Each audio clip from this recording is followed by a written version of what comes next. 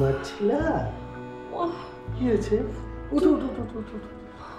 কি হয়েছে কি হয়েছে কি হয়েছে কি হয়েছে? তুমি কখন এসেছো? অনেকক্ষণ। সরি, আমি আমি অফিস থেকে আসার পর এত টায়ার্ড হয়ে গেছিলাম, আমি অফিস কাপড়ও চেঞ্জ করি নাই। সত্যি অফিস থেকে আসার পর না খুব টায়ার্ড লাগে, আমি জানি তো। শরবত দিছে বুয়া? বস শরবত দিবে আমাকে? আল্লাহ, আমি তো শরবতও বানাই নাই। দাঁড়াও, আমি দিচ্ছি বাবু।